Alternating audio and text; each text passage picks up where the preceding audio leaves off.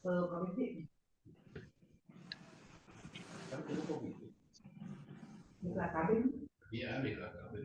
oh, ya. Udah jadi apa teh?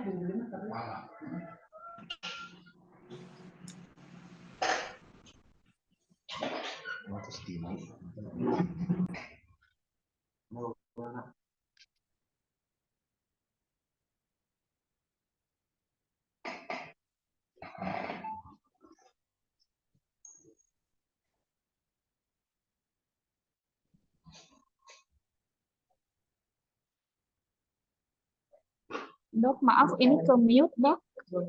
Mikrofonnya. Oh, maaf. Ya, mute. Ya, oke. Baik, Bapak Ibu, kita akan mulai materi pertama pagi hari ini, yaitu tentang kebijakan dan strategi Pusat Pelayanan Keluarga Sejahtera. Mudah-mudahan Bapak Ibu masih semangat ya, baru hari kedua ya ini. Oke. Nah, ini sistematika yang akan kita bahas pada pagi hari ini. Oke. Nah, kenapa sih harus ada PPKS? Kita mulai dari latar belakangnya dulu ya.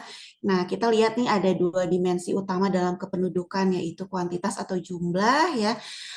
Jumlah penduduk yang semakin lama semakin bertambah banyak. Nah, di sini di dimensi utama kependudukan ini diatur jumlah dan juga dikendalikan nih. Jadi mengatur dan mengendalikan jumlah penduduknya supaya tidak bertambah banyak ya. Nah, kemudian kualitas penduduk. Dari jumlah penduduk yang sangat banyak ini ya pastinya kita juga tidak hanya mengutamakan kuantitas tapi juga kualitas ya. Nah, kualitas penduduk ini jangan sampai jumlah penduduk banyak tapi banyak yang misalnya banyak yang stunting ya, yang pastinya nantinya akan berakibat pada negara juga ya, akan merugikan negara lah intinya. Nah, kemudian ini sebetulnya kualitas penduduk ini masih abstrak ya konsepnya. Yang berkualitas itu seperti apa sih gitu. Nah, tapi yang pasti kita ingin penduduk di Indonesia ini dengan jumlah yang sekian banyak ini pastinya bisa memiliki kualitas yang baik ya. Dan ternyata di apa ya, di antara penduduk yang cukup banyak ini, yang kuantitasnya banyak. Nah, ini ternyata banyak juga permasalahan-permasalahan yang terjadi ya, permasalahan-permasalahan kependudukan. Nah, Bapak Ibu, ada yang bisa menyebutkan nggak permasalahan kependudukan itu contohnya apa saja sih Bapak Ibu? Boleh coba, boleh raise hand atau boleh di kolom chat. Boleh, barangkali ada yang punya pendapat contoh permasalahan kependudukan itu apa saja sih? Masuk Zoom-nya. Masih rame ya pesertanya ya. Udah ini ya? Udah masuk Zoom.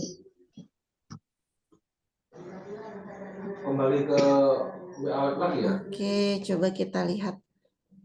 Ada siapa aja nih? Bapak, boleh deh siapa ya? Pak Didin, coba Pak Didin Jainuddin.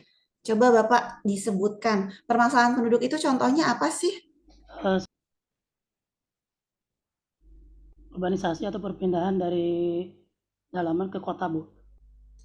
Oke, dengan adanya urbanisasi atau perpindahan gitu dari desa ke kota itu, apa yang jadi masalah gitu? Apa yang terjadi? Permasalahannya yang pertama dari jumlah kapasitas wilayah, Bu, dengan jumlah penduduk itu akan tidak seimbang gitu, Bu, yang akan mengakibatkan terjadinya pergeseran sosial atau kemiskinan baru gitu, Bu. Oke, kemiskinan ya. Jadi salah satu permasalahan kependudukan itu adalah kemiskinan. Kemudian ada yang lain yang punya pendapat contoh permasalahan kependudukan yang sehari-hari aja. Oh, oke, tingkat kesehatannya rendah. Apalagi pendidikan. Pendidikan juga jadi masalah ya. Terus apalagi nih? Kemacetan, Bu. Pengangguran, Bu. Kemacetan, pengangguran. Oke. Nah, dan banyak sekali ya dari kemacetan, pengangguran nanti juga pasti pengangguran itu menimbulkan dampak di keluarga juga ya, keharmonisan keluarga juga pasti akan terganggu juga nih karena tidak adanya pemasukan, jadi permasalahan ekonomi dalam keluarga dan sebagainya.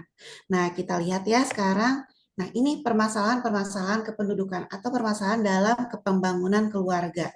Nah, ini permasalahan-permasalahan yang sudah diringkas yang memang perlu mendapat perhatian bersama nih. Nah, yang pertama apa nih? Belum optimalnya pengetahuan orang tua tentang cara pengasuhan dan pembinaan tumbuh kembang anak. Ya, jadinya makanya kita dengar nih banyak stunting lah gitu. Nah, kemudian tuntutan baru dalam membangun keluarga bagi sebagian masyarakat. Ini di generasi milenial dan generasi zilenial.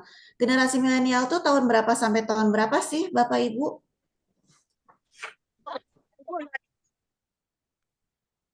Yo, ada yang tahu? Ya, tahun 2000. Tahun 2000, Dok. 2000. Kalau zilenial? Zilenial 2020 Kocak. yang sekarang baik mungkin ya. Gen 2020 ya.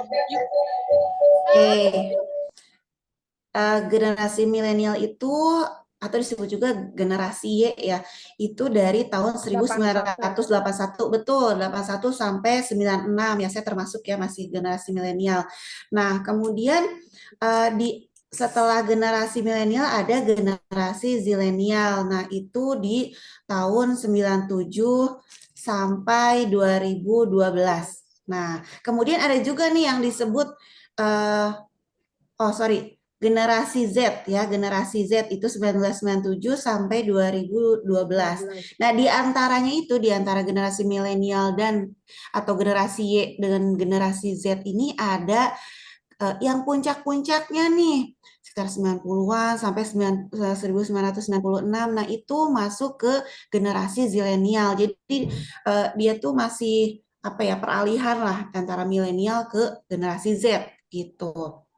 Nah, ini pastinya ada tuntutan-tuntutan baru ya, karena pasti ada perbedaan yang dulu misalnya nggak terlalu kenal gadget gitu. Nah, kemudian di zilenial ini gadget itu jadi seperti hal yang utama ya, kebutuhan pokok gitu.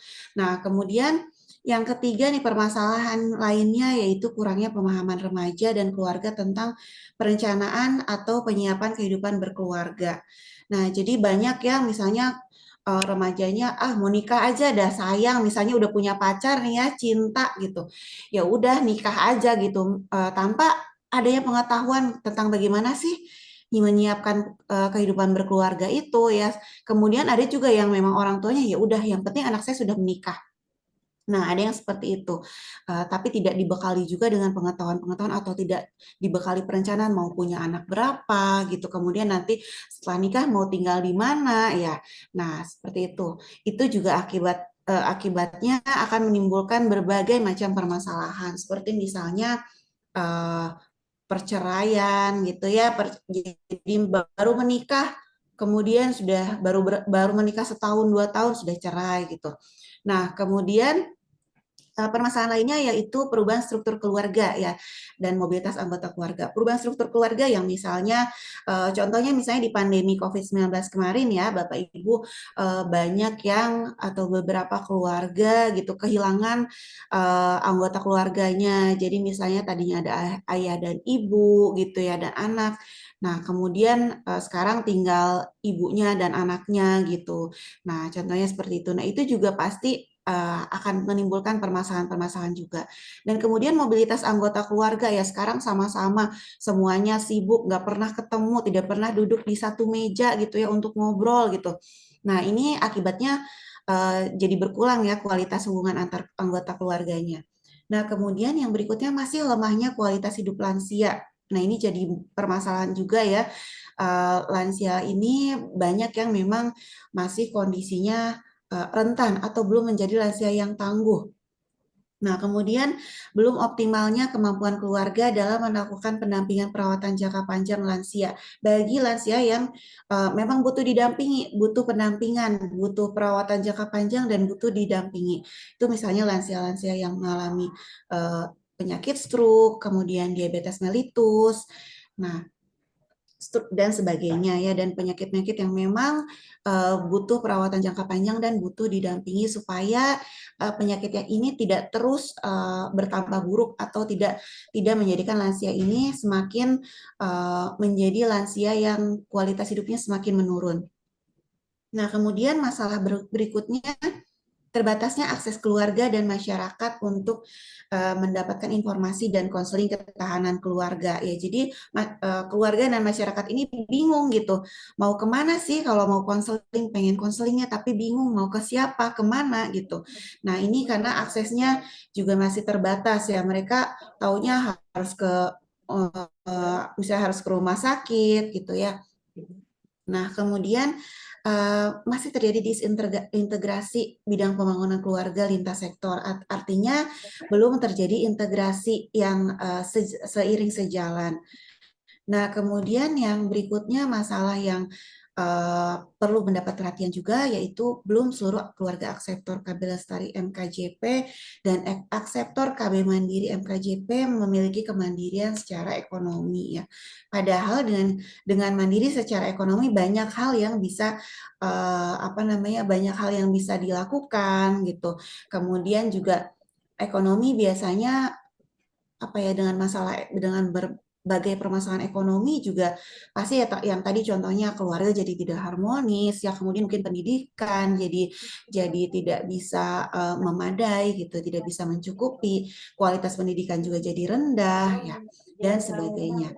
Nah ini permasalahan-permasalahan yang perlu mendapat perhatian penting ya, meskipun sebetulnya masih sangat banyak ya permasalahan-permasalahan tadi dalam kependudukan, permasalahan dalam pembangunan keluarga, tapi inilah tujuh permasalahan-permasalahan yang sudah dirangkum dan perlu mendapat perhatian bersama.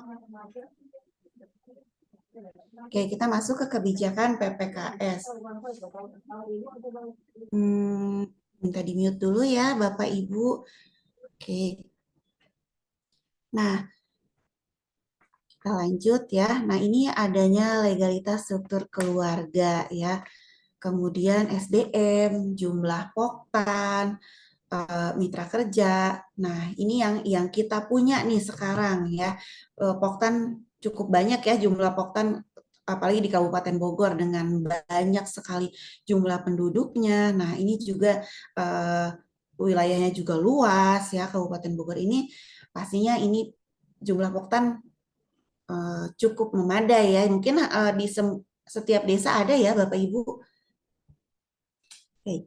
Nah, kemudian dengan adanya struktur keluarga yang memadai, SDM yang juga mencukupi, jumlah poktan yang juga cukup banyak, mitra kerja yang cukup banyak. Nah, ini kita mulai nih pendekatan siklus hidup ya, mulai dari balita, anak, remaja, kita sampai ke lansia. Nah, ini kita punya poktan BKB, BKR, BKL, UPPKS, sekarang UPPKA ya, PIK remaja, PIK mahasiswa. Nah, kemudian ada juga kelompok kegiatan setara poktan atau PPKS ya, PPKS ini kelompok kegiatan setara poktan. Nah, ini mulai dari balita, anak. Nah, kita upayakan pembentukan karakter sejak dini ya. Nah, kemudian penerapan 8 fungsi keluarga. Fungsi apa aja Bapak Ibu masih ingat? Agama. Sok, boleh dinyanyiin. Kalau hafal, sok. Fungsi apa aja Bapak Ibu? Fungsi keagamaan, Ya, budaya, terus? reproduksi, sosialisasi pendidikan, kasih sayang, Ya. perlindungan, ekonomi, pembinaan lingkungan. Ya, pintar. Ya, 100 buat Ibu. Ya. Nah, ini ya, jadi PPKS ini selain meliputi melalui pendekatan siklus hidup ya. Nah, ini juga untuk penerapan 8 fungsi keluarganya. Nah, yang kita harapkan dengan adanya Poktan, PPKS itu nantinya akan meningkatnya ketahanan keluarga. Nah, ketahanan keluarga itu apa sih? Nah, kita lihat ya, ketahanan keluarga itu adalah terpenuhinya segala kebutuhan keluarga, baik kebutuhan material, kebutuhan moral, kebutuhan spiritual ya. Sehingga keluarga ini nanti bisa beradaptasi menghadapi permasalahan-permasalahan yang dihadapi ya, kalau ketahanan keluarganya cukup baik atau cukup kuat. Tapi kalau misalnya ketahanan keluarganya rentan gitu ya, tidak kuat gitu. Nah, ini pasti juga akan rentan mengalami berbagai permasalahan, atau ketika ada permasalahan menjadi sulit gitu beradaptasi terhadap permasalahan, atau bagaimana sih memecahkan permasalahan-permasalahan yang dihadapi. Nah, kemudian ini jangka panjangnya nih, outcome-nya kita ingin menurunnya laju pertumbuhan penduduk dan terwujudnya keluarga berkualitas yang dampak ke depannya, nah pastinya akan meningkatkan kualitas hidup manusia Indonesia ya, seperti yang tadi di depan sudah dibahas ya, tidak hanya kuantitasnya saja tapi kualitas hidup manusianya juga ingin supaya kita tingkatkan gitu. Makanya kenapa ada PPKS nih? Kita BKKBN membentuk PPKS karena ternyata ketahanan keluarga, tidak semua keluarga memiliki ketahanan keluarga yang memang baik atau memang yang ketahanan keluarganya kuat. Ternyata banyak juga nih yang ketahanan keluarganya masih rentan, rapuh ya, jadi rentan terkena permasalahan. Nah, akhirnya BKKBN ini membentuk PPKS, Pusat Pelayanan Keluarga Sejahtera, yang merupakan suatu wadah yang bisa memenuhi atau mungkin membantu memecahkan permasalahan-permasalahan yang tadi ya terkait dengan ketahanan keluarga. Mana nih?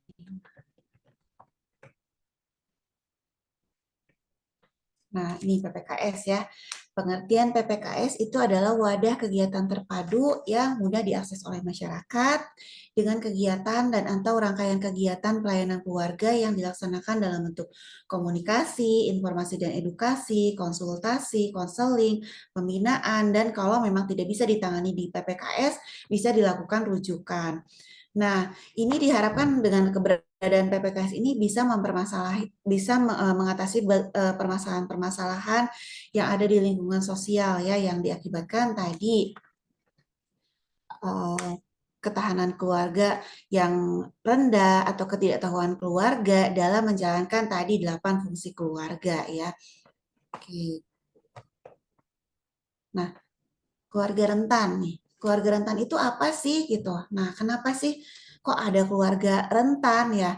Oke, keluarga rentan itu, nah boleh ada yang punya pendapat keluarga rentan itu apa?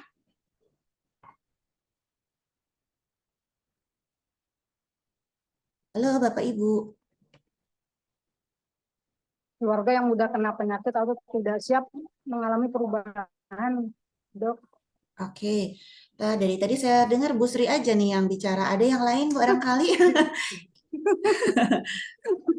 Ya, keluarga yang mungkin banyak permasalahan tapi belum siap menghadapinya, Dok. Oke, ya betul, keluarga rentan ya. Terus ada lagi Rentan. yang punya pendapat lain? Keluarga yang kurang harmonis, Bu. Keluarga kurang harmonis. Terus apa lagi? Keluarga yang beresiko mengalami masalah. Oke, ya kita lihat ya. Nah, ini rentan. Nah, tadi ada disebutkan juga ya oleh Bu Sri, rentan itu kalau dari menurut Kamus Besar Bahasa Indonesia atau KBBI ini artinya mudah terkena penyakit atau peka ya, mudah merasa ketimpangan terhadap perubahan. Jadi bisa jadi memang mudah terkena penyakit atau memang tadi disebut oleh Pak siapa tadi mudah terkena masalah ya. Nah, ini adalah definisi rentan. Nah, di Undang-Undang Nomor 52 Tahun 2009 ini menjelaskan penduduk rentan ini sebagai penduduk yang dalam berbagai materanya tidak atau kurang mendapat kesempatan untuk mengembangkan potensinya ya, sebagai akibat dari keadaan fisik atau non fisik ya. Jadi bisa jadi tadi disabilitas ya, atau misalnya lansia gitu ya, rentan secara fisik. Nah, meskipun tidak semuanya nih lansia rentan ya, ada juga lansia yang memang ternyata masih tangguh dan tidak rentan gitu ya. Nah, Oke, konsep keluarga rentan berikutnya nih. Ini tadi beresiko ya tadi oleh Pak Didin kali. Situasi keluarga yang beresiko untuk menggambarkan situasi di mana ada tekanan atau masalah dalam unit keluarga. Nah, mungkin ini bisa berakibat juga atau berkaitan juga dengan masalah perlindungan anak. Nah, bisa juga diartikan memiliki masalah dalam keluarganya yang bisa menimbulkan kekhawatiran. Nah, tapi tidak secara langsung membahayakan anak ya gitu. Nah, ini kalau menurut BKKBN rentan itu bisa rentan secara ekonomi tadi, pendapatan ya, miskin, kondisi rumahnya gitu. Bisa rentan secara fisik, misalnya lansia, ibu hamil, atau anak menikah usia dini nih. Kemudian yang mengalami disabilitas atau kecacatan.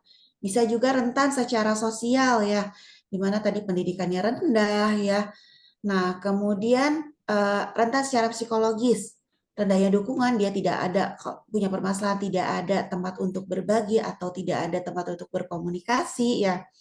Nah, tidak ada pembagian peran misalnya dalam suami istri, dalam keluarga suami istri benar-benar yang misalnya yang benar-benar semua melakukan pekerjaan baik mencari nafkah, pekerjaan rumah tangga, mengurus anak, mengurus rumah, itu semuanya istrinya. Tidak ada sama sekali pembagian peran dengan suaminya. Suaminya nggak ngapa-ngapain gitu. Nah, ini juga bisa rentan secara psikologis ya si istrinya ini. Nah, kemudian bisa rentan juga secara lingkungan, misalnya tinggal di daerah terpencil atau yang memang terisolir ya, jauh dari segala fasilitas, fasilitas kesehatan, fasilitas umum, fasilitas apapun. Jadi benar-benar jauh dari keramaian gitu, jauh dari penduduk sekitar, benar-benar sendiri gitu. Nah, kemudian bisa juga rentan secara lingkungan ini daerah ini rawan bencana atau misalnya di daerah perbatasan gitu yang memang sulit juga ya aksesnya. Nah, ini konsep keluarga rentan. Nah, kemudian kita bisa artikan juga keluarga rentan ini adalah keluarga yang tidak mampu beradaptasi dan memiliki keterbatasan dalam menjalankan fungsi keluarga secara optimal ya, di mana kita lihat 8 indikatornya ya tadi sesuai ya dengan 8 fungsi keluarga ya. Nah, ini indikator ekonomi, sosial, psikologi, kesehatan, spiritual, legalitas, demografi, dan lingkungan.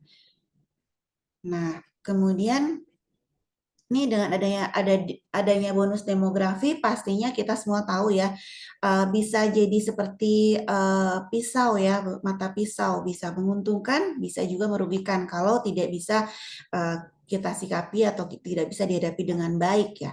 Nah, kemudian aging population. Nah, sekarang ini usia tua atau lansia juga semakin meningkat juga ya. Jadi artinya ini sebetulnya baik karena usia harapan hidupnya juga semakin meningkat. Nah, tapi juga ternyata banyak permasalahan juga dengan adanya aging population ini kalau lansia-lansianya ini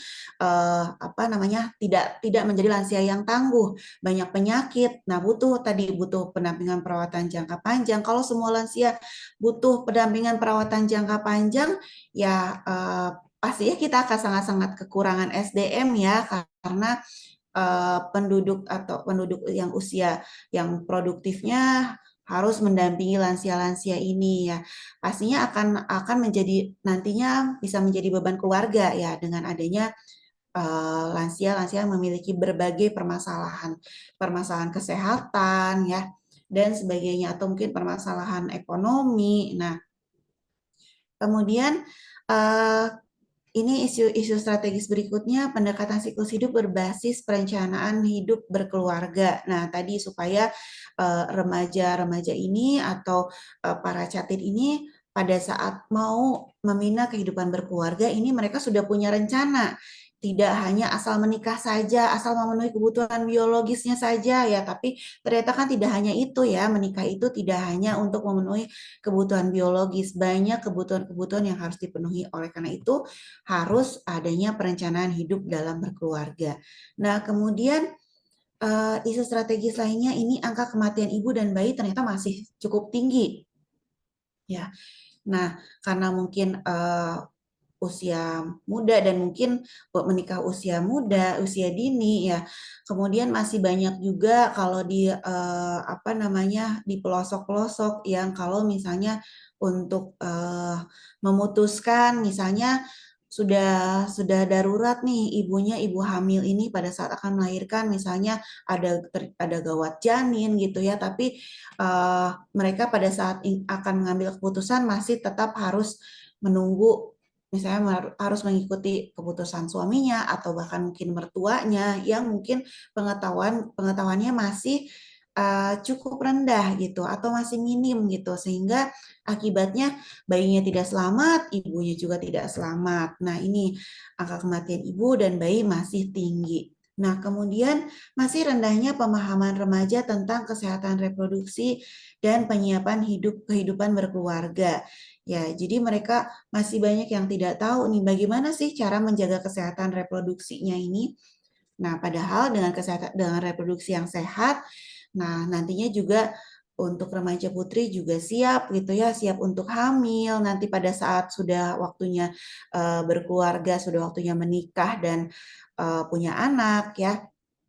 Nah, ini harus disiapkan sejak dini gitu, makanya kesehatan reproduksi mulai diterapkan sejak remaja. Nah, kemudian prevalensi stunting masih tinggi ya, ternyata bukan hanya akibat kemiskinan saja ya, tapi yang pasti akibat pengetahuan atau pemahaman yang masih kurang gitu terkait dengan pola asuh ya, tumbuh kembang. Nah, ini karena ternyata tidak hanya terjadi stunting ini tidak hanya terjadi di masyarakat miskin saja. Nah, kemudian isu strategis berikutnya masih rendahnya keluarga yang mengetahui fungsi keluarga ya. Fungsi keluarga itu harus diketahui ya. Jadi makanya kita harus gembar-gembor lagi nih 8 fungsi keluarga tuh gitu supaya keluarga-keluarga ini bisa menerapkan fungsi keluarga sebagaimana mestinya sesuai tadi 8 fungsi keluarga. Nah, kemudian pernikahan usia anak juga ini masih banyak juga ya. Nah, ternyata apalagi mungkin banyak juga yang tidak terungkap, yang mungkin seperti beberapa waktu lalu kasus di Jawa Timur ya, pernikahan usia anak yang masih cukup tinggi. Nah, ini menjadi isu strategis dalam pembangunan keluarga. Nah, kemudian bagaimana sih strategi PPKS dalam menghadapi isu-isu yang tadi? Nah, di PPKS ini ada 8 jenis pelayanan, yaitu mulai dari pelayanan data dan informasi kependudukan, keluarga berencana, dan pembangunan keluarga. Nah, jadi paling tidak di PPKS itu minimal harus ada 3 jenis layanan ya. Pastinya data dan informasi ini harus ada ya Bapak Ibu. Nah, kemudian layanan berikutnya konsultasi dan konseling keluarga balita dan anak. Nah, ini biasanya cukup banyak juga nih yang membutuhkan konseling keluarga balita dan anak nih, khususnya keluarga yang muda, yang baru punya anak nih. Nah, kemudian konsultasi dan konseling keluarga remaja ya, dan remajanya itu sendiri. Nah, ini juga banyak sekali permasalahan, apalagi dengan perubahan-perubahan ya sekarang ini. Nah, itu mulai banyak sekali permasalahan-permasalahan pada remaja. Kemudian konsultasi dan konseling pranikah.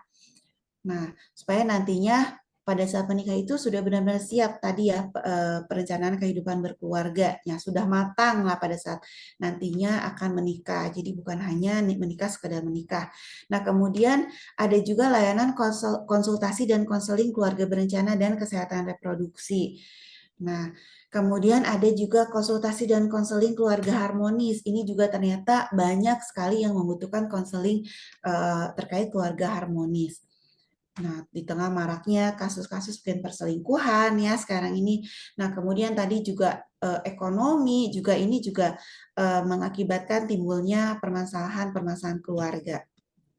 Nah, kemudian konsultasi dan konseling keluarga lansia dan lansia. Nah, kemudian yang terakhir layanan PPKS itu pembinaan pemberdayaan ekonomi keluarga. Nah, kemudian bagaimana nih mekanisme PPKS? Yang pastinya kita harus terapkan dulu sama seperti organisasi-organisasi lainnya, kita harus tetapkan dulu struktur organisasinya ya. Jadi harus ada yang mimpinnya ya, harus ada yang mengelolanya gitu. Nah, mulai dari sekretaris, bendahara juga ya, ketua, sekretaris, bendahara. Kemudian juga ada seksi promosi, pelayanan, pengembangan dan promosi, dan ada seksi pelayanan juga. Nah, kemudian setelah menetapkan struktur organisasi, nah ini pastinya tenaga pengelolanya sudah ditentukan siapa, tenaga pelaksananya juga siapa, sudah ada. Nah, ini harus dilatih juga ya, harus dilatih. Nah, PPKS itu di PPKS ada dua, jadi sih ada pengelola dan pelaksana. Bedanya apa? Nah, kalau pengelola ya tadi seperti misalnya dari ketua, kemudian sekretaris, bendahara, sampai ke seksi pelayanan, seksi promosi dan pengembangan. Nah, itu pengelola. Nah, kalau pelaksana ini adalah nanti yang akan melakukan konsultasi dan konseling. Nah, kemudian pengelolanya itu kalau pengelola harus dari mana sih? Nah, itu bisa PNS, bisa non PNS, atau kalau misalnya mitra kerja juga bisa, yang misalnya PJK gitu ya, atau Juang Kencana mau dijadikan pengelola PPKS, boleh gitu ya, boleh-boleh saja. Nah, yang penting ini sudah diberi SK atau tugas kewenangan gitu dari pejabat berwenang. Nah, kemudian setelah menetapkan struktur organisasi, melatih tenaga pengelola dan pelaksana, kemudian menggerakkan peran serta masyarakat, ya pastinya supaya masyarakat ini tahu, oh ternyata di lingkungan sini ada PPKS ya. Nah, jadi kita pasti harus menginformasikan. Tadi juga ada seksi pelayanan, seksi promosi dan pengembangan. Nah, seksi promosi dan pengembangan ini yang nantinya ngawar-wawar ya, menginformasikan gitu bahwa di sini di wilayah ini ada PPKS. Nah, kemudian yang berikutnya sarana dan prasarana. Ya, walaupun mungkin kalau di awal-awal belum bisa ideal ya, baik dari sarananya, prasarananya. Nah, tapi nanti pelan-pelan bisa dikembangkan. Nah, kemudian bagaimana nih alur pelayanan PPKS? Nah, ini kliennya ini bisa datang langsung tatap muka atau bisa juga secara online ya. Nah, ketika ada klien datang atau secara online nih mau konseling, mau konsultasi. Nah, ini registrasi dulu supaya kita ada supaya tercatat ya Bapak Ibu, karena nanti di di R1-nya itu, di SIGA-nya itu yang terlaporkan itu by name by address ya, kliennya itu by name by address, dan kemudian harus ada nick-nya. Nah, oleh karena itu harus registrasi dulu. Nah, supaya nanti juga tahu dia mau konsultasi atau mau konseling ke apa permasalahannya, apa nih, layanan yang mana yang mau dia yang dia inginkan. Nah, kemudian setelah registrasi pelayanan konsultasi dan konseling. Nah, setelah dilayani nanti bisa diulang ya pelayanannya, bisa dijadwalkan untuk konseling ulangan gitu ya. Nah, bisa juga kalau misalnya ternyata ini permasalahannya cukup berat gitu ya. Misalnya kliennya misalnya depresi berat gitu. Nah, ini perlu dirujuk. Nah, ini kita rujuk saja. Nah, kemudian nanti kalau misalnya sudah pelayanan berulang, bisa pelayanannya tuntas ya. Nah, sudah selesai gitu. Nah, kemudian kalau yang rujukan nanti setelah diterima di tempat rujukan, kemudian dikembalikan lagi ke PPKS ya, kita evaluasi lagi hasil rujukannya. Nah, baru setelah itu pelayanan tuntas. Nah, kemudian untuk promosi PPKS bisa lewat apa saja sih? Ya, bisa lewat apa saja sekarang sih, banyak ya, sosial media, bisa mau lewat TikTok misalnya, kemudian lewat Instagram misalnya, lewat status WhatsApp, lewat Facebook bisa, lewat semua media sosial bisa. Nah, kemudian mau mengadakan seminar misalnya sekalian promosi, sosialisasi gitu bisa. Yang pasti kita punya PPKS harus dipromosikan ya supaya orang tahu, masyarakat tahu ada PPKS ya, karena ternyata sebetulnya banyak yang membutuhkan konseling, namun karena tidak tahu nih, tidak tahu oh ternyata ada PPKS nih. Nah, oleh karena itu kita yang harus mempromosikan, harus menginformasikan ya kepada masyarakat. Nah, oke.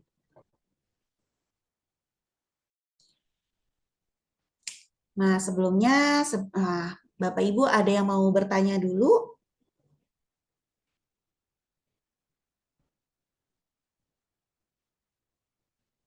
Oh, kalau gitu saya aja deh kali ya yang nanya. Ya, saya juga pengen kenalan aja nih dari Bapak Ibu nih dari Kabupaten Bogor. Ini ada tadi ada berapa orang? 38 ya harusnya. Iya, harus. Harusnya. Ini Tapi sudah belum 44. ada yang masih belum masuk ya. Iya, ini Oke. kayaknya sudah bertambah ya Bu Dinda ya. Iya. Soalnya dengan panitia sudah 44. Oke, alhamdulillah sudah masuk semua. Nah, saya mau kenalan dulu nih dari mulai siapa ya ini ada Ibu Vidya boleh nih. Saya sebetulnya yang belum kenal ya. Mungkin kalau teman-teman di Kabupaten Bogor udah kenal ya. Ibu Vidya ini dari kecamatan mana? Apakah PKB atau PLKB atau dari mana? Dari Kecamatan Cilengsi, Bu. Oh, Kecamatan Cilengsi. Ibu PKB atau P3K, Bu. Oh, P3K. Oke.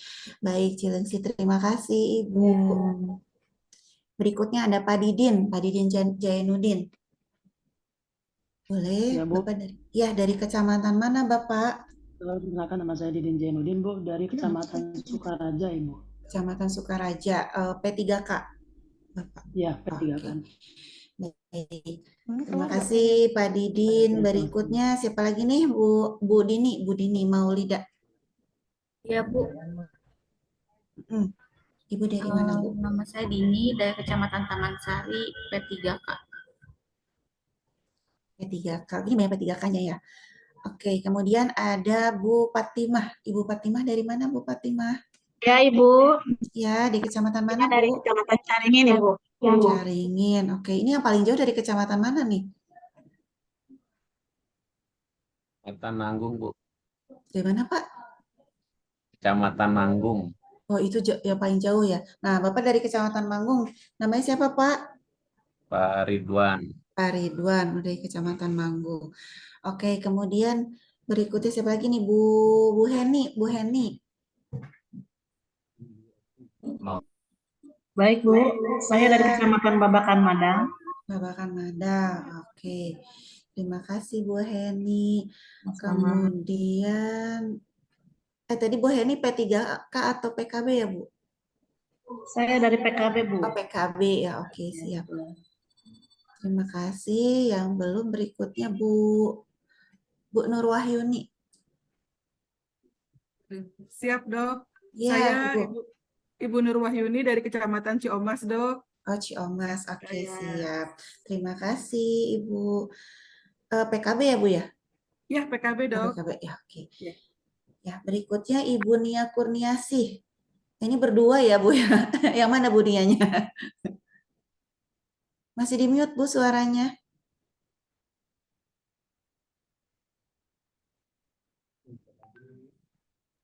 Nah, Buni. Iya. Iya. Dari Kecamatan Citerep, Dok. Saya Bunia berdua dengan Bu Haji Lila. Oh, oke. Ya, dari PKB. PKB ya. Terima kasih, Ibu. Amin, Dok. Kemudian siapa lagi, Bu? Bu Fatimah tadi udah belum ya? Ya, Dok. Ya. Bu Fatimah tadi udah? Belum ya? Bu Fatimah udah, Dok. Oh, Tadi. udah ya. Iya. Oke. Ya, Bu Niken. Bu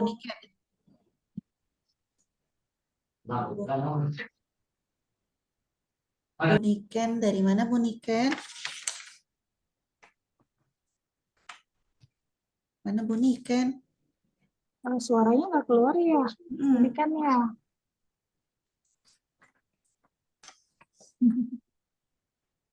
Nggak terdengar, Bu.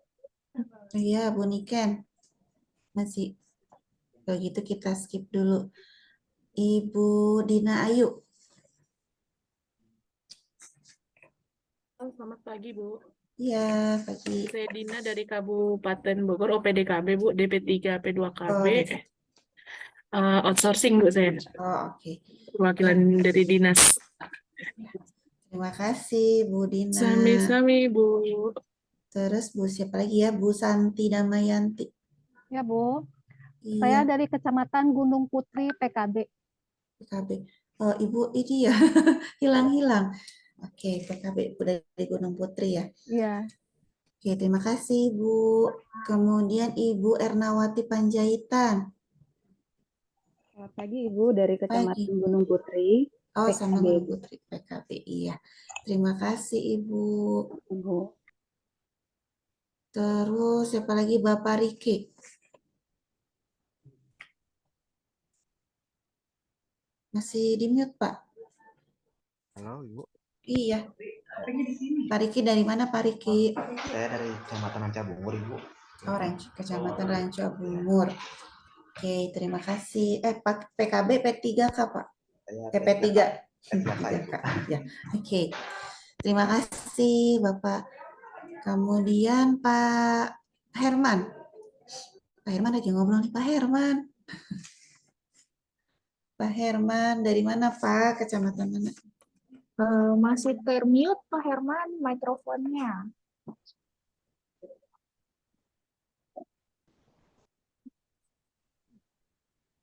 Dari Ciawi, Bu. Oh, Ciawi. Oke, PKB ya Pak? Iya. Oke, terima kasih Pak Herman. Ini kayaknya Pak Herman kalau diundang nih sering mewakili. Ya Pak ya? Suhunya, Bu. Oh, suhu. Iya, jadi suhu mah harus ada ya. Oh, ketua ya. Ketua PKB. Oh, pantesan. Selalu ada Pak Herman. Oke, terima kasih. Iya. Oke, kemudian siapa lagi yang belum? Bu Mutiara. Ya, selamat pagi dok. Pagi. Saya dari Kecamatan Cibungbulang, PKB dok. Cibungbulang. Oh, oke. Terima kasih. Jauh juga ya Cibungbulang kalau salah. Lumayan jauh. Lumayan. Terima kasih Ibu Mutiara. Baik, kemudian Ibu siapa lagi nih? Ibu Sri Pujiati. Ya Bu, dari Ya. Kecamatan Cilengsi. Oh, Cilengsi. Oke. Ibu PKB. PKB Bu. Ya. Oke. Nah, Ngahyung. Terima kasih Bu Sri. Kemudian siapa yang belum? Bu Sela ya? Bu Sela Sylvia dari mana Bu? Dari Babakan Madang, Ibu. Babakan. Oke, P3K. PKB. Oh ya. Terima kasih Bu Sela. Ibu Ade Sayuti dari mana Bu? Saya dari Kecamatan Cibinong, P3K, Bu. Terima kasih Bu Ade.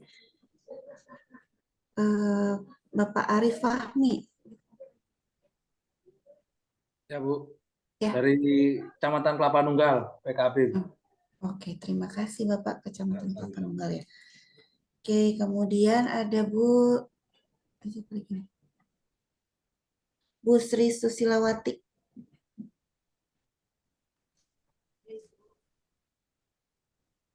Mana suaranya Bu?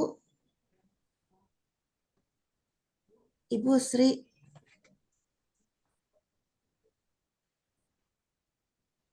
Bu Sri belum Sri buka Susilawati. mikrofonnya.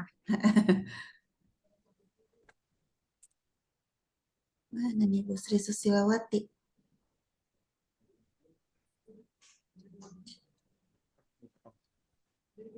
Oke, kita skip dulu kalau gitu. Ibu Siti Holihah.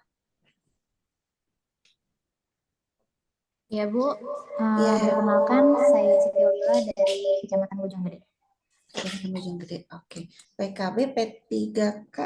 PKB Bu. Terima kasih. Ibu Elvi Agustina. Ya Bu, Dari kecamatan mana Bu? dari Kecamatan Babakan Madang. Banyak ya tadi Babakan Madang. Oke. PKB Bu? PKB Bu. PKB ya. Baik, terima kasih Ibu. Kemudian Ibu Putri Pratiwi.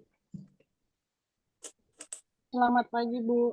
pagi. Ini dari Kecamatan Gunung Putri, Bu, P3K. Gunung Putri P3K. Oke. Terima kasih. Ini Ibu Riza Iman. Bu, saya Iya. dari PKB dari Kecamatan Bojonggede. Assalamualaikum. Waalaikumsalam. Terima kasih Ibu. Terus siapa lagi tadi Bu Sri Susilawati belum ya tadi Mas? Sudah, Bu. Oh, Bu udah ya? Sri Budiarti yang Oh, belum. Bu Sri Budiarti. Kayaknya tadi udah di awal kan? Udah Belum. ngejawab pertanyaan Oh, Ibu. ngejawab pertanyaan. nanya, Dari tapi kecamatan belum apa, ditanya Bu? kayaknya. Dari kecamatan apa, Bu? PKB Kecamatan Sukaraja. Sukaraja. Oh ya, terima kasih Bu Sri. Kemudian siapa Bu Maya? Bu Maya Handayani, kecamatan mana? Oh, Ciampel. Oke. Ciampea. Lagi Ciampea, Bu. Ciampea. Assalamualaikum. Oh iya. Ya, P3K, Bu. Waalaikumsalam. P3K lagi di perjalanan ya, Bu ya? Ya. Oke, Iya, terima mau kasih. ada acara lagi. Iya, nyambil ya Mohon maaf biasa. ya, Bu ya, Nggak sambil apa-apa, ya, Bu ya. iya. Kemudian siapa lagi nih? Saya mau ada. Iya, semoga lancar semuanya. Bapak Amin, Pak Amin Tohani, Iya, Bu. Saya dari Kecamatan Cibung Pulang, Bu, PKB. PKB. Ya, terima kasih Pak Amin. Kemudian ada Teh Zikra. Saya dari Kecamatan Lewiliang, PKB. Belum ini, oh ya. Baik, terima kasih Teh Zikra ya tadi. Kemudian Ibu Pujiastuti. Assalamualaikum. Saya dari Waalaikumsalam. Caringin. Caringin, oke. Ya. PKB ya, Bu? Ya, betul. Ya, terima kasih, Bu. Sama-sama. Ibu Juwita Sari. Ya, Bu. Saya Juwita Sari dari Kecamatan Parung, P3K. Oh, Parung juga jauh ya? P3K. Terima kasih, Ibu. Sama-sama, Bu. Ibu Yeni Rahmawati. Mana masih di mute, Bu? Oh, itu.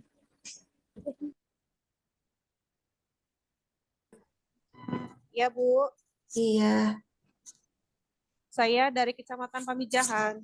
Pamijahan. Oke. Iya. P3K, PKB. P3K, Bu. P3K, oke. Baik, siapa lagi ya? Bapak Madalyadi. Ya, Dok.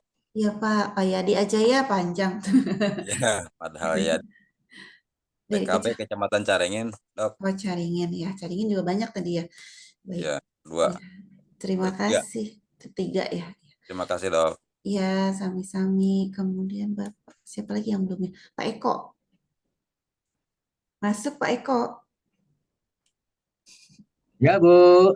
Ya, masuk Pak Eko. Assalamualaikum. Waalaikumsalam. Sudah masuk, Bu ya? Sudah. Masuk ya. Iya, sudah. Ya, Dari Bu. kecamatan mana Pak Eko? Kecamatan Cilengsi, Bu, paling timurnya Bogor. Oh, siap. Ada beberapa tadi ya, Cilengsi. Iya. PKB ya, Bapak? Iya, betul, Bu. Sebentar lagi pensiun, Bu. Oh, mau pensiun. Tetap semangat ya, Pak ya? Iya, Ibu. Oke, terima kasih. Siapa lagi yang belum ya? Udah semua belum? Bu Dana? Parkin, Bu. Oh, sok mangga, Pak. Dari Kecamatan Cilengsi, Bu. Siapa? P3K. Ya, siapa Bu namanya tadi? Dana P3K Oh, Bu Dana. dari Kecamatan Cilengsi. Oh, Bu Dana. Oke, terima kasih Bu Dana. Terus siapa lagi, Bapak? Bapak-bapak ada yang belum? Saya, Bu. Oh, siapa? Ya, siapa dengan siapa, Bu? Ayu Nanti dari Ciawi, Bu. Ciawi. Oke. P3K, PKB? Iya, P3K. P3K. Oke. Terima kasih, Ibu. Sama-sama, Bu. Udah semua belum ini ya? Ya. Ada yang Endang apa Endang ada? Pak Endang, Pak Endang. Pak Endang.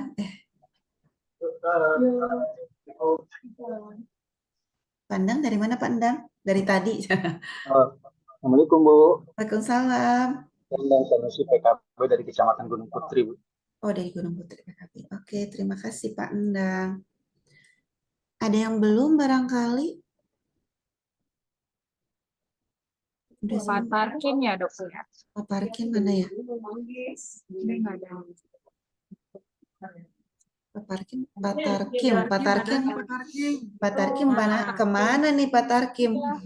Nggak muncul video. Ya Pak udah Tarkim, halo.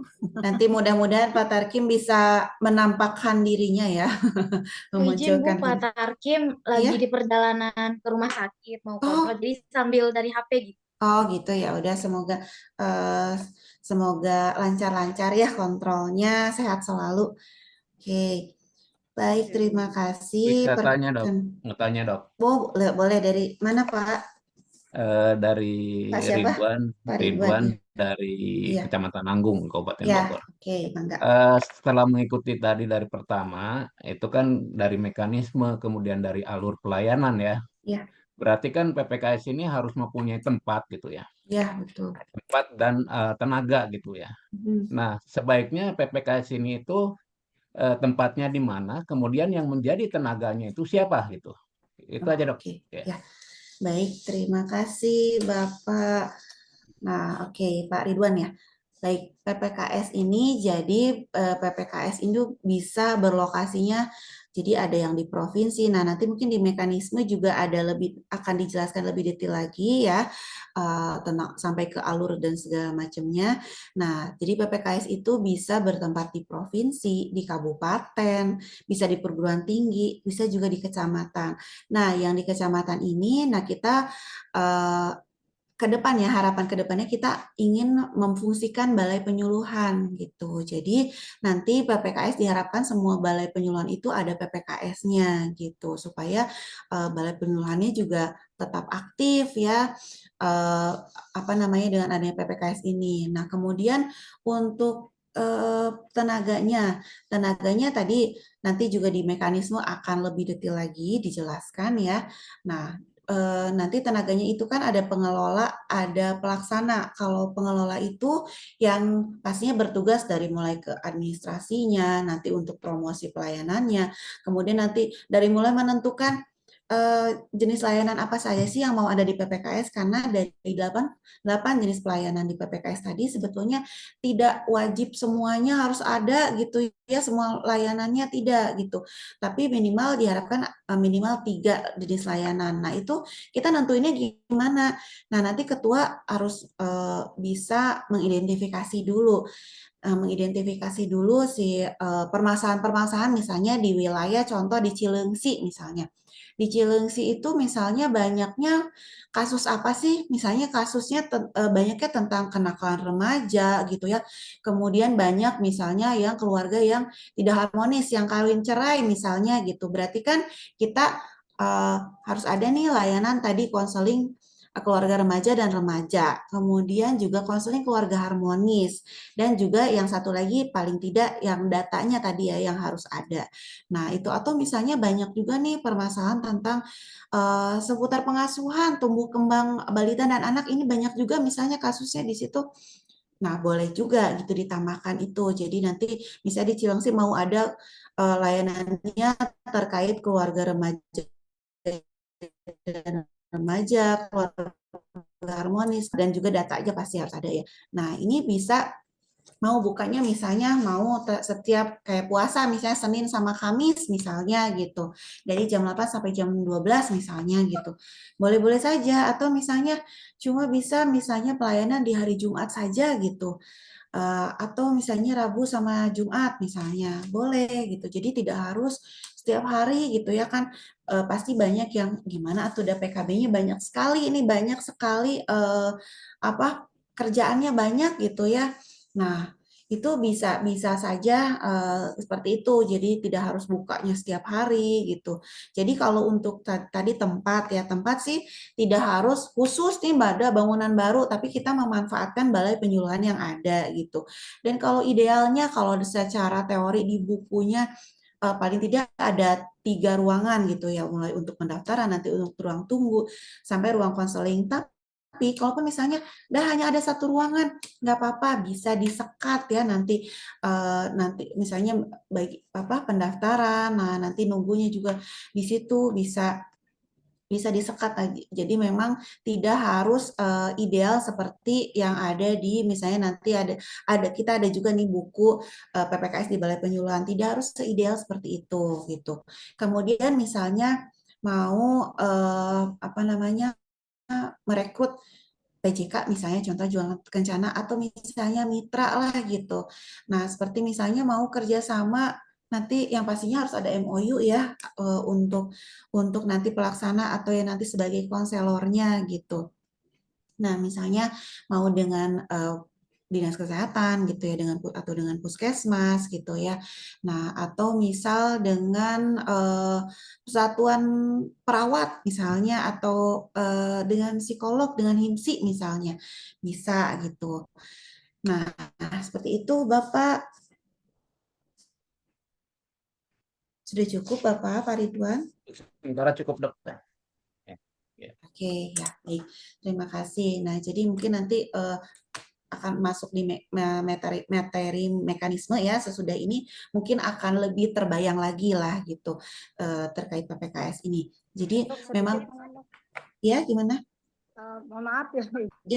Iya, melanjutkan pertanyaan Pak Ridwan. Kalau Pak Ridwan kan cenderung bertanya tentang tempat dan proses pelaksanaannya ya. Yang ingin saya tanyakan karena nanti berkaitan dengan ada rentan ekonomi, kemudian fisik, sosial, psikologis, lingkungan, otomatis kan membutuhkan SDM yang cukup mumpuni ya dalam melaksanakan konseling ya. Yang saya tanyakan walaupun ada MOU, apakah nantinya ada anggaran untuk sumber daya yang bersifat ahli kan di situ? Mungkin Dok, karena biasanya kalau kita merekrut atau bermitra, kadangkala satu pertanyaan itu muncul. Terima kasih. Baik, terima kasih. Baik, sebetulnya ada anggaran untuk PPKS di Balai Penyuluhan itu ada di BOKB ya. Walaupun memang untuk tahun ini ada untuk 41 PPKS. Untuk tahun depan ada untuk 60 PPKS gitu. Jadi memang agak ada semua. Iya. Nah, jadi untuk nanti honornya memang tidak besar ya, kalau tidak salah itu jadi bentuknya seperti transport lokal kalau nggak salah untuk nanti si pelaksana atau konselornya gitu.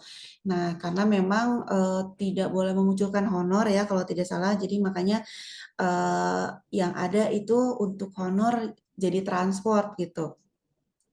Begitu Ibu, jadi nanti untuk tahun depan juga ada, tapi memang tidak bisa mengcover seluruh, kalau misalnya nih kok Kabupaten Bogor mau seluruh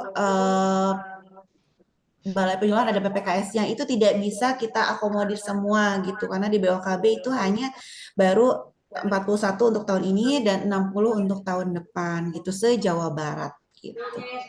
Dok, tanya Dok. Terima kasih Dok. Mudah-mudahan pengelolaannya sesuai sasaran ya Dok ya. Ya, amin, Dok, tambahan, amin. Dok, tanya lagi Ya, Dok. mangga. Boleh. Sebagai informasi saja Dok, di Kabupaten Bogor itu kan kita Balai Penyuluhan yang baru ada itu ada 10 yang diakui itu ya. Sekarang kan ada pembangunan baru, sedangkan di kita ini kan ada 40 kecamatan. Satu balai itu kita membawahi 4 kecamatan. Seperti saya di sini kan ada 4 kecamatan gitu ya.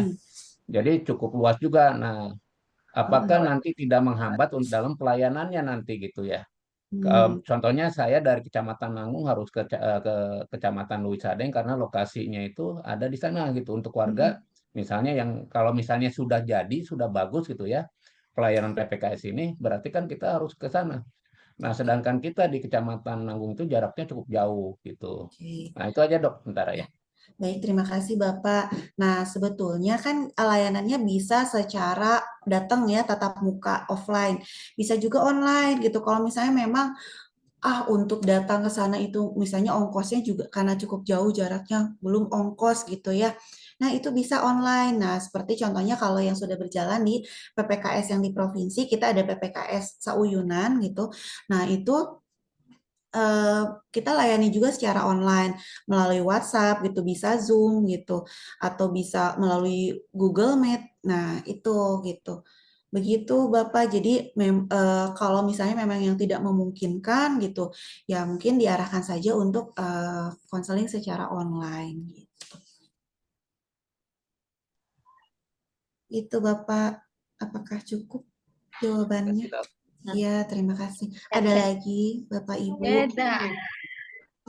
Boleh Bapak Ibu, barangkali ada yang ingin bertanya. Ya, gimana Pak? Assalamualaikum warahmatullahi wabarakatuh. Waalaikumsalam warahmatullahi wabarakatuh. Kaitan yang namanya suatu kegiatan atau wadah yang dinamakan sekarang PPKS, tentunya kita memerlukan SDM yang mumpuni lah, seperti apa yang dikatakan Bu Budi. Nah, kaitan selanjutnya mungkin nanti kita khususnya yang 10 balai yang ada di Kabupaten Bogor akan membentuk. Nah, tentunya kita harus melaporkan juga kan di laporan di aplikasi Newsiga. Ya, betul. Nah, selanjutnya nanti kalaupun ada anggaran entah berapa yang akan diterima kaitan dengan operasional kan itu sudah dialokasikan melalui dana DAK yang di balai ya. Mungkin selama ini kita pengurus balai tidak mengetahui apa-apa anggaran yang diperuntukkan atau yang harus diterimakan di balai itu karena yang mengelola atau langsung uang itu melalui UPT KPA. Nah, yang kedua kaitan dengan SDM mungkin nanti apabila sudah terbentuk, apabila nanti sudah teranggarkan, adakah pelatihan-pelatihan khusus yang menangani kaitan dengan kegiatan PPKS ini? Terima kasih Bu. Oke. Baik.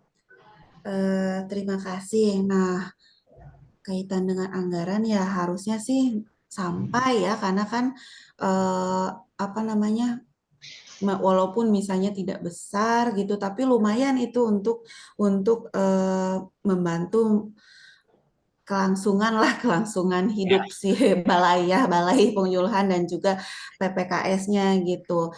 Nah, mungkin nanti bisa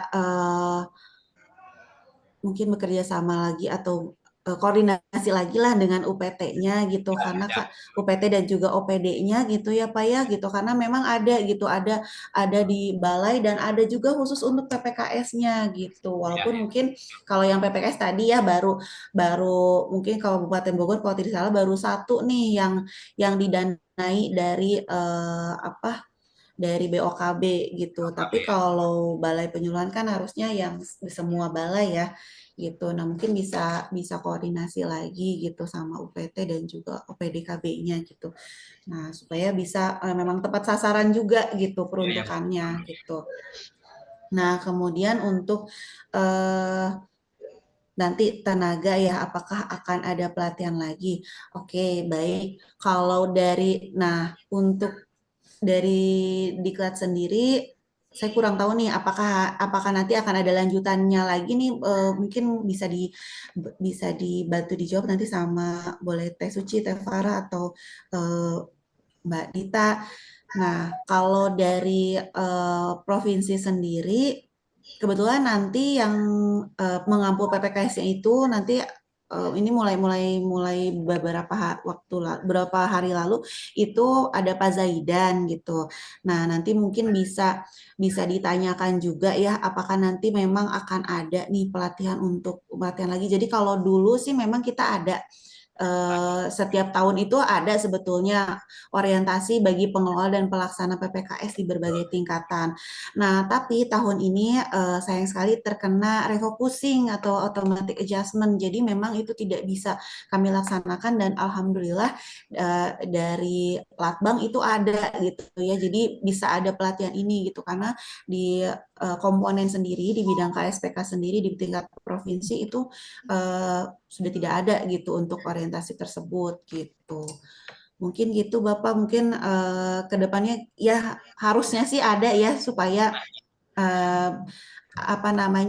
bisa kalaupun misalkan tidak dari provinsi, tidak dari Balai Diklat, mudah-mudahan dari OPDKB juga ada nih, bisa ada walaupun bentuknya mungkin masih pembinaan gitu ya, pelatihannya masih ya pelatihan minimalis gitu ya, tapi kita berdoa aja sama-sama ya Pak ya supaya bisa semuanya bisa terakomodir. Mungkin itu Bapak. Ya, terima kasih Bu Dokter. Ya, sama-sama. Ada lagi nih Bapak Ibu. Sebetulnya nanti di materi mekanisme itu akan lebih detail lagi ya. Apa namanya? Oh, mungkin saya mau menambahkan aja ya untuk pelaksana. Nanti mungkin dibahas juga di mekanisme. Untuk pelaksana sebetulnya kalau pelaksana itu ada kompetensinya minimal jenjang pendidikannya D3 gitu ya. Kemudian pastinya harus menguasai IT. Kenapa? Karena kan tadi belum tidak semua kliennya ini mau konseling atau mau konsultasinya secara offline gitu. Ada juga yang mau secara online. Makanya harus bisa lah gitu ya IT mah yang ya sederhana mah Zoom mah gitu ya bisa lah gitu. Nah, mungkin itu kalau dari kompetensi pelaksana persyaratannya gitu. Tambahan aja ini mah. Oke. Oke, nanti untuk PPKS sendiri harus ada SK ya Bapak Ibu gitu. PPKS di Balai Penyuluhan nanti bisa SK-nya bisa ditandatangani oleh oleh camatnya atau bisa juga oleh Kepala Dinas OPDKB-nya gitu. Ada lagi Bapak Ibu yang mau bertanya atau masih belum kebayang nih PPKS mau gimana ya gitu. Sudah terbayang Bapak Ibu? Sudah terbayang ya. Ya, jadi gitu kalau jangan misalnya gini. Aduh harus tiap hari nih buka PPKS gitu, berarti harus ada yang standby di balai, enggak gitu. Bisa seminggu bisa 1 kali, 2 kali gitu, 3 kali, mau tiap hari boleh gitu, bergantian nanti petugasnya boleh gitu kan, pengelolanya bisa nanti bisa dari PKB ya gitu, atau dari P3K boleh gitu. Nah mungkin itu. Ada lagi nih, masih ada waktu kita Bapak Ibu. Dok, dikit dong. Boleh. Itu kan PPKS kita harapkan balai yang menjadi PPKS, sedangkan di Bogor itu yang namanya balai itu tidak satu kecamatan, satu balai. Satu balai itu untuk 4 kecamatan. Nah nantinya kepengurusan PPKS itu melibatkan 4 kecamatan atau hanya kecamatan yang ada balainya saja? Karena ini berkaitan dengan SK kan nantinya. Ya, nah sebaiknya sih yang memudahkan saja ya Ibu. Kalau misalkan gitu pengennya sih melibatkan semua kecamatannya, tapi kalau misalnya tidak memungkinkan gitu ya lebih baik yang di kecamatan setempatnya saja gitu. Oh ya Dok, alhamdulillah saya belum punya balai masalahnya. Iya nanti khawatirnya kan misalnya pada saat harus piket nih gitu jauh, nanti koordinasinya juga jadi sulit gitu. Jadi lebih baik sih yang mungkin setempat saja gitu untuk pengelolanya gitu. Nanti kalau yang lain sifatnya membantu boleh gitu ya.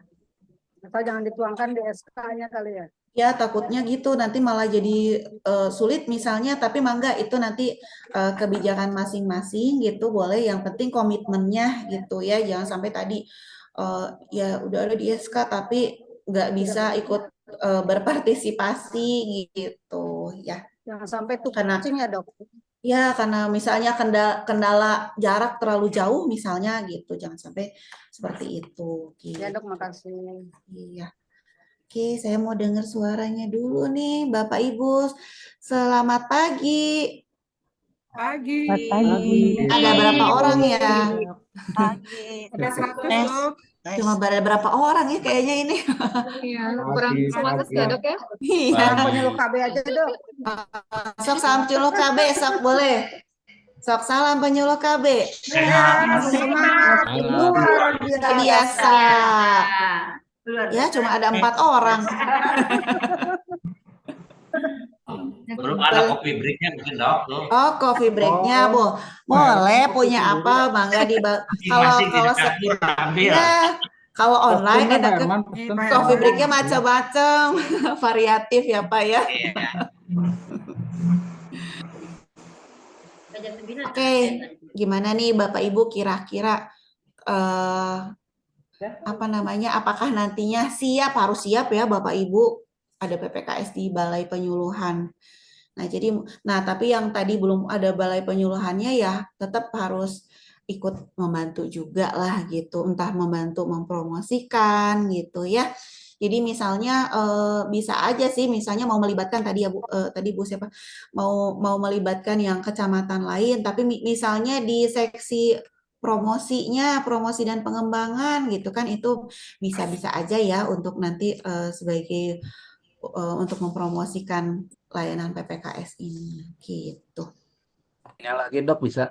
Boleh, masih ada waktu kok Bapak. Ini Dok, rata-rata kan di balai yang ada di Kabupaten Bogor itu kan balainya tidak memungkinkan ini tempat ya. Tempatnya itu kan yang tadi dibilang itu bisa yang 3 tempat gitu atau misalnya kita. Ya. Nah, sedangkan di balai yang ada di kita itu biasanya tempatnya itu kecil. Nah, apalagi kita sekarang ini kan masih digabung dengan UPT PPA. Nah, otomatis kita itu tidak bisa yang khusus di balai, kan balai ada 10, UPT-nya ada 5 gitu ya. Nah, ada yang satu balai itu bergabung dengan UPT.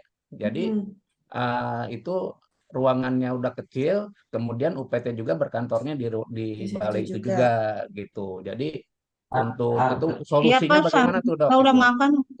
Oke, baik. Nah, apa Bu udah makan Bu? Ya. Oke, baik. Nah, idealnya Bapak ya yang minimal ada 3 ruangan itu ya, tapi kan tidak lantas nggak ada 3 terus nggak bisa, nggak juga gitu. Nah, kalau misalnya hanya ada 1 ruangan boleh-boleh saja. Jadi sebenarnya 3 ruangan itu buat apa? Untuk ruang pendaftaran, ruang tunggu, dan ruang konseling. Tapi kalau misalnya hanya ada 1 ruangan, nggak apa-apa, bisa kan awal-awal pasti kan mungkin belum rame gitu ya, belum rame yang apa namanya klien yang datang juga belum terlalu banyak, nggak apa-apa 1 ruangan aja.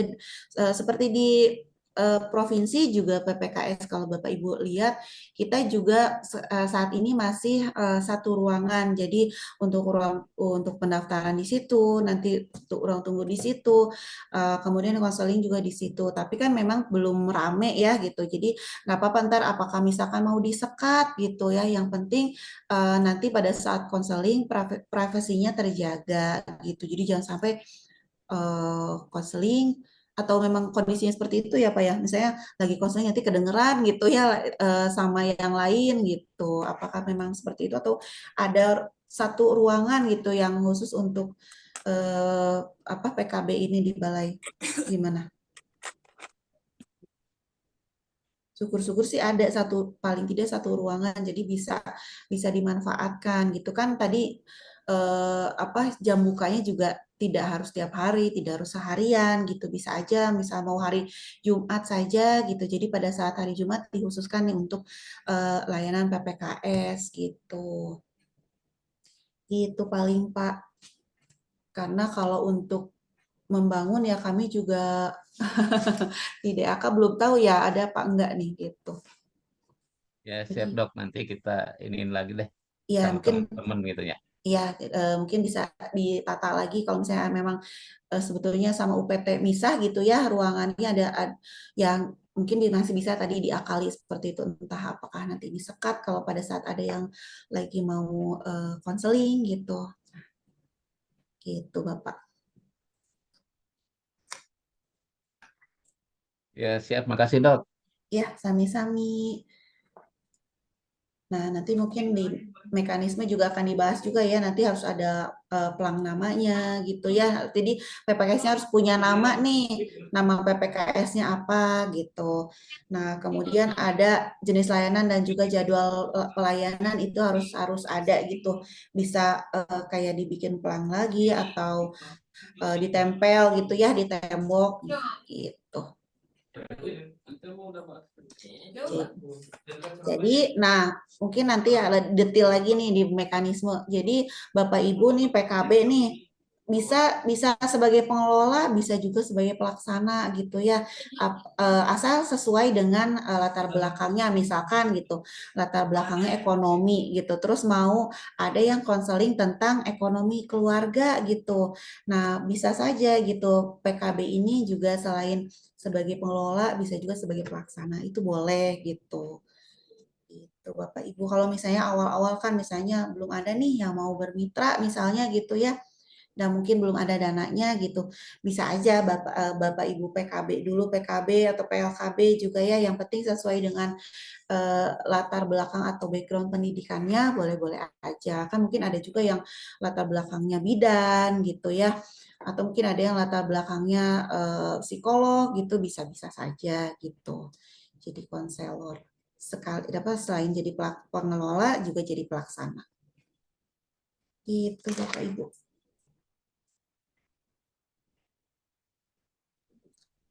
Ada lagi Bapak Ibu yang mau ditanyakan? Ini Bu sedikit Bu. Boleh. Dari Amin Bu. Boleh Pak. Iya, ini dari tahap pelayanan PPKS ini semuanya kan dalam bentuk konsultasi dan konseling ya Bu ya? Betul. Tapi kalau untuk yang ke-6 ini pelayanan tuntas ini bagaimana nih Bu? Oh iya, mungkin ini di sini alurnya kurang ini ya. Nanti di mekanisme ada lagi. Jadi kalau tuntas itu yang tadi kan ada yang konseling misalnya. Nah, kemudian dia harus misalnya perlu pelayanan ulangan gitu. Nah, nanti misalnya harus konseling lagi coba gitu misalnya bulan depannya gitu. Nah, ternyata sudah selesai permasalahannya, berarti kita tuntas gitu. Jadi sudah selesai gitu. Nanti kan soalnya di apa namanya di R1-nya tuh di SIGA itu ada nanti apakah dia itu misalnya ulang gitu atau kalau nggak salah ada nanti di R1-nya atau tuntas. Nah, jadi harus sampai statusnya tuntas gitu. Oh, jadi tuntasnya begitu. juga Tuntas dari itu konseling juga ya Bu ya? Iya, betul. Bukan suatu tindakan misalnya dari bukan. Jadi kita nyatakan sudah selesai nih gitu. Kalau apa namanya udah selesai konselingnya gitu. Nah, mungkin nanti misalnya dia udah selesai. Mungkin dia nanti bisa aja datang lagi dengan masalah yang berbeda. Misalnya, berarti kan dia pelayanannya konseling baru nih gitu. Tapi kalau misalnya masih misalnya konselingnya masih misalnya tentang keluarga harmonis, dia nanti masih konseling lagi nih tentang keluarga harmonis lagi gitu. Masih masalahnya yang sama, berarti kan itu pelayanan berulang ya gitu. Nah, ternyata sudah selesai nih sampai dia konseling yang kedua gitu. Berarti ya kita nyatakan sudah tuntas gitu. Ya. Mungkin alurnya lebih tuntas ini jadi selesai lah gitu, sudah selesai ya gitu. Iya. Nah, kemudian nanti kalau misalnya ada yang dirujuk, nah jangan lupa kalau bisa sih tetap harus kita jangan kehilangan jejak lah gitu intinya. Jadi kita harus sampai ke evaluasi nanti hasil rujukannya seperti apa gitu, bagaimana kita evaluasi lagi. Kalau bisa seperti itu karena seringkali misalnya nih dirujuk, habis itu kita nggak tahu ya sampai kemana nih hasil rujukannya gitu. Nah, seharusnya gitu kita sampai mengevaluasi hasil rujukannya sampai kita bisa tahu oh ini sudah selesai gitu, sudah tuntas gitu. Ya. Ada lagi Bapak Ibu?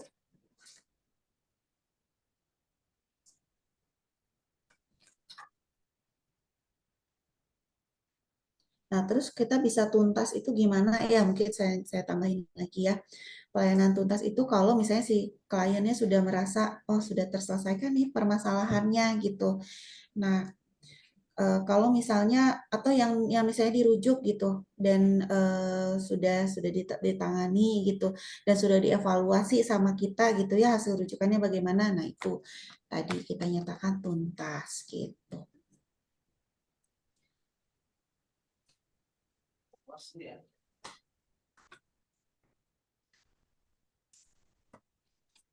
Ada lagi Bapak Ibu? Cukup Dok. Tuh yang punya balai tuh. Nah boleh yang punya balai, yang nggak punya balai juga harus bantuin Pak. Ya nanti saya bantuin ke Pak Ridwan tuh Bu yang punya balai nih. Bantu doa ya Pak Amin. Bantu Iya. doa. Kalau Pak. ini Bapak Ketua ada punya balai nggak Bapak Ketua? Punya Bu, punya. Oh punya, oh ya Punya bagus. balai. Harus Itu punya ya Bu, Bapak. udah Kalau nggak di- kalau udah nggak di- punya mah juga ya harus punya ya Bapak Ketua mah. Pak Ridwan juga punya itu. Kalau Ridwan, enggak di tingkat kabupaten ya Bu ya harusnya ada dulu. bisa, iya, bisa harusnya kalau misalnya punya di tingkat kabupaten nanti bisa sebagai rujukan gitu ya dari PPKS yang di Balai Penyuluhan gitu. Nah, kalau misalnya ada permasalahan, misalnya ternyata tidak bisa ditangani mau dirujuk, boleh misalnya Bapak Ibu mau coba rujuk ke kami PPKS di tingkat provinsi, PPKS Auyunan gitu bisa gitu. Jadi kalau misalnya memang ternyata tidak bisa juga gitu ditangani di kami ya, ya pasti kita rujuk ke tingkatan yang lebih tinggi atau profesi yang lebih Izin, kompeten gitu. Dok. Iya, mangga Ibu. Saya Yuni Dok dari Kecamatan ya. Ciomas. Oh iya Bu Yuni. Ya. Begini Dok, kalau tadi dari paparan tadi sudah agak tergambar ya PPKS itu seperti apa gitu ya buat teman-teman balai, semangat terus ya. Kemudian kebetulan Dok, kalau di Kabupaten Bogor kita ada PPKS yang dari IPB ya Pak Amin ya. IPB, nah itu bisa jadi rujukan itu. Iya, Profesor Clara ya Dok ya. Kebetulan kalau di Kecamatan Ciomas kita sudah bersinergi meskipun agak jarang ya insidentil kaitan dengan pelayanan lansia ya Dok ya. Oh iya betul. Ya, Ya ada sekolah lansia ya. Ada ya, BKL di sana juga ada sekolah lansia juga. Hanya saja kalau misalnya yang mau bertanya, ada beberapa pertanyaan sih Dok, apakah PPKS yang versi kita, yang BKKBN ini sama gitu kan? Kalau merujuk dari yang PPKS Granita itu, dia memang sudah profesional gitu ya Dok ya? Iya Dia betul. sudah MOU dengan rumah sakit gitu Nah, kan? Dia kan? Iya betul. Dia kan secara tingkat kabupaten, kemudian universitas ya, jadi sinerginya, integratifnya itu gampang dengan rumah sakit dengan apa. Kemudian kalau kita kan di tingkat balai ini baru permulaan juga program baru. Kemudian kalau dilihat dari alur pelayanan PPKS, kita di sini ada pelayanan berulang, kemudian ada pelayanan rujukan. Nah, setelah nanti setelah ada plang, struktur organisasi, kepengurusan, kalau misalnya ini berjalan, kemudian dengan SDM dan lokasi sudah ada, misalnya di balai. Apakah kalau misalnya ada kasus atau misalnya ada klien yang harus dilakukan rujukan, apakah kita berkompeten gitu atau bolehkah kita merujuk ke langsung ya secara langsung ya, misalnya ke rumah sakit atau ke organisasi-organisasi profesional gitu. Apakah kita berkenan atau diperbolehkan untuk melakukan rujukan Dok? Karena kan iya gitu kan. Kalau misalnya ada kasus, balita dengan kasus permasalahan ekonomi dengan kesehatan bibir sumbing misalnya nih, apakah kita langsung bisa merujuk PPKS kita itu ke rumah sakit atau misalnya ke dokter, apa kita melalui dulu puskesmas yang terdekat, nanti puskesmasnya yang merujuk gitu Dok? Ya, oke. Mohon arahan Dok. Oke, baik. Nah, kalau seperti itu memang sebaiknya kan karena di tingkat balai ya, memang ada kerjasama juga nih dengan puskesmasnya. Terus kalau misalnya kayak tadi kasus dengan bibir sumbing, pasti kan nantinya akan membutuhkan penanganan medis, biaya segala macamnya. Nah, pasti nanti BPJS nih harus dimanfaatkan. Makanya sebaiknya tadi yang kerjasama dengan puskesmas, nanti puskesmas yang akan membantu merujuk gitu. Karena kalau langsung kan tetap aja ya nanti kan pasti diminta kelengkapan segala macamnya, untuk lebih memudahkan lebih baik kerjasama dengan puskesmas gitu Ibu. Kalau untuk yang konseling sih bisa misalnya nanti boleh deh harusnya nih jalan-jalan nih Kabupaten Bogor mah ke Agrianita ya. Nah, mau sekalian studi banding, jalan-jalan lah gitu. Ya. Nah, itu nanti bisa kalau misalnya bisa bekerja sama juga nih dengan PPKS Agrianita untuk nanti kalau yang konselingnya apakah misalkan bisa dirujuk ke sana gitu. Ya seharusnya sih bisa ya, karena memang tingkatannya juga ya memang perguruan tinggi dan memang bisa mereka menerima juga gitu untuk rujukan konseling gitu. Iya.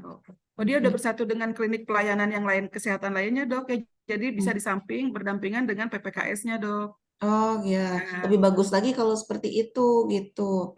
Kalau kita kan nggak mungkin, Dok. Gimana Iya, ya, Dok?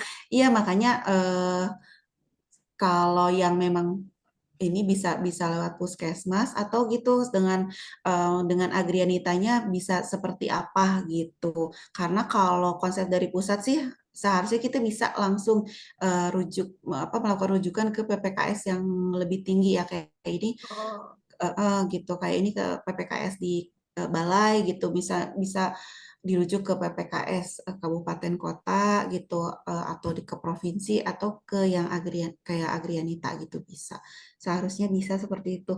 Nah, mungkin nanti harusnya sih ada ini lagi ya, pembahasan lagi khusus nanti tentang rujukan gitu, seharusnya nantilah mungkin Bu Yuni, saya share aja nanti ke Bu Yuni ya buku terkait rujukannya gitu. Siap, Dok. Ya. Makasih, Dok. Ya, mangga sami-sami. Waktunya sudah habis ya, Teh Suci? Iya, betul, Dokter Dinda. Okay. Ini pas banget nih waktunya. Ya, mungkin ada closing statement, Dok, dari sebelum kita akhiri sesi yang pertama ini. Ya, baik. PPKS ini kalau di tingkat kabupaten kota, nah nanti kita harapkan juga akan bisa dibentuk ya di semua balai penyuluhan. Nah, kami harapkan Bapak Ibu juga mulai mempersiapkan juga nih nanti SK-nya gitu. SK, kemudian juga nanti pengelolanya, nanti pelaksananya. Semoga dengan begitu Balai Penyuluhan bisa lebih diaktifkan kembali, dan kemudian permasalahan-permasalahan terkait pembangunan keluarga atau permasalahan kependudukan bisa kita selesaikan atau kita tangani bersama-sama untuk mewujudkan manusia Indonesia yang berkualitas. Mungkin itu dari saya. Teh Suci. Amin. Baik, terima kasih Dokter Dinda untuk materi dan closing statement-nya. Mudah-mudahan Bapak Ibu peserta ini sudah punya gambaran yang jelas ya, Dok, ya, bagaimana PPKS itu seperti apa dan harus dibentuknya seperti apa, dan mulai mempersiapkan SK yang seperti Dokter Dinda sampaikan tadi. Baik, sekali lagi terima kasih, Dok. Sebelum kita berpisah, boleh minta foto bersama dulu ya, Dok, ya, seperti biasa. Iya, baik Bapak Ibu, mohon untuk menyalakan dulu kameranya yang mungkin saat ini masih di-off-kan. Izin saya ambil ya Bapak Ibu, gayanya gimana, Dok? Ada 2 layar di saya ini. Oke. Berencana itu keren kah atau bagaimana, Dok? Ya. Oke, termute, Dok, mikrofonnya. Oh iya, oke. Ya. Ya, izin saya ambil ya Bapak Ibu ya. Berencana itu keren. Tahan dulu, 1, 2, 3. Ditahan dulu ya Bapak Ibu ya.